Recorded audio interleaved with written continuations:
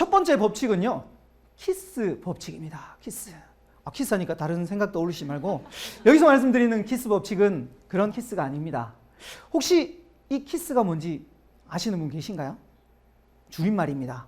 뭐냐면 keep it simple and short. 유지하라. 간단하고 짧게. 간단하고 짧게 유지하면 어떤 현상이 일어나냐면, 여러분들이 이 화면을 먼저 보게 되어 있습니다. 왜? 제가 아까 미리 말씀드렸다시피 시각 정보가 먼저 인지가 된다는 겁니다. 근데요, 보고 나면 볼 거 있습니까? 없습니까? 크게 없죠. 다시 저한테로 온다라는 겁니다. 이렇게.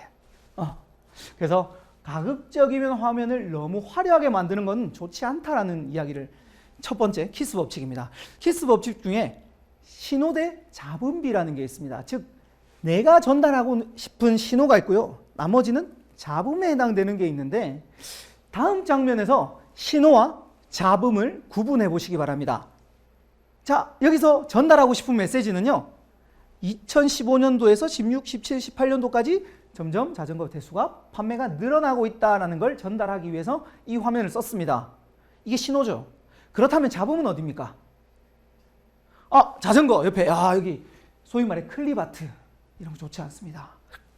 저 끝에 자전거, 그리고 이 도표 안에 뒤에 있는 사진들, 즉 잡음에 해당되는 것들이 너무 많습니다. 이럴 때는 잘 모르면 일단 잡음을 다 지워버리는 겁니다. 이렇게요. 다 지워버립니다. 그냥 메시지만 딱 남기는 겁니다. 이것 또한 오히려 잡음이 많은 것보다 적은 것이 훨씬 더 전달력이 높다라는 겁니다.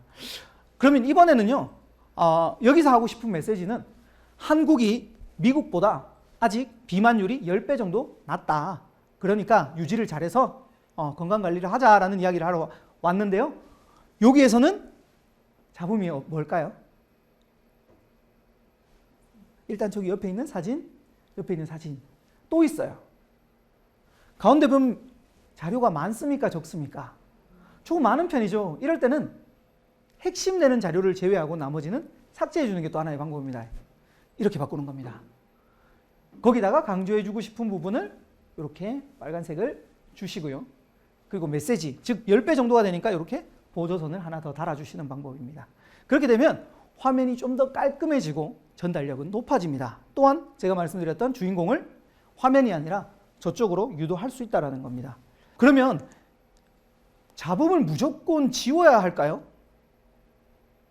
그것만은 아니에요. 이 자료를 딱 보면 이쪽 우측 하단부가 많이 비어있죠. 이 우측 하단부가 많이 비어있는데, 이 우측 하단부에 잡음을 살짝 집어넣으면 어떨까요? 이렇게요. 어떻습니까? 즉, 잡음이라고 무조건 다 지우는 것보다 빈 공간이 있거나 여백을 살짝 활용할 수 있다면 잡음을 조화시키는 게 또 하나의 방법이었습니다. 그래서 신호와 잡음의 조화를 잘 이루는 게 첫 번째, 키스 법칙이 첫 번째고요.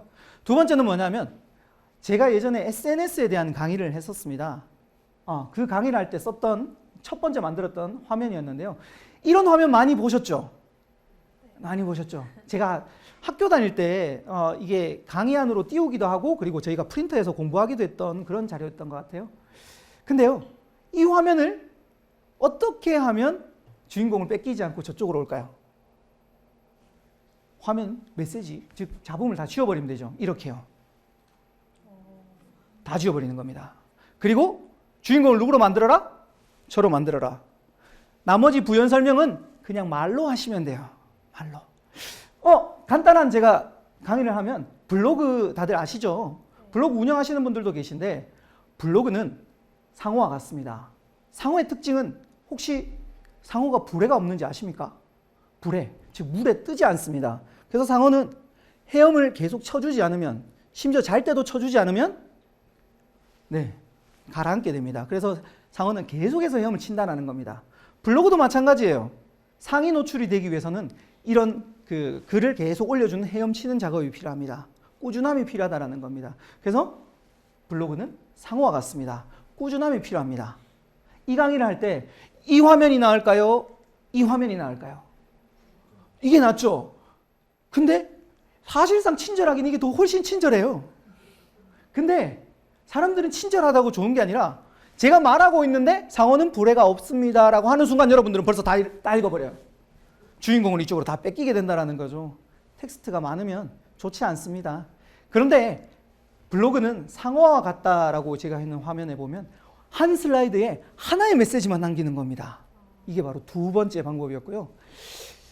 근데 저한테 이런 질문이 많이 옵니다. 저희 회사나 아니면 저희가 운영하는 곳에는 메시지가 많아야 돼요. 그러면 어떻게 해요? 그때는 또 하나의 방법이 있습니다. 어떻게 하냐면 이 화면을요, 가급적이면 최대한 줄여봅니다. 그리고 좀 크게 해봅니다. 여기서 더 큰 건 뭐냐면 다 보여주지 마십시오. 말과 메시지를 일치시키는 겁니다. 다른 말로 애니메이션을 사용하는 방법입니다. 예를 한번 들어보겠습니다. 블로그는 상어와 같습니다. 이렇게 하면 일단 보고 주인공을 다시 저쪽으로 돌아오죠. 왔다 갔다 하는 방법인데 불해가 없습니다. 그래서 헤엄을 이렇게 칩니다.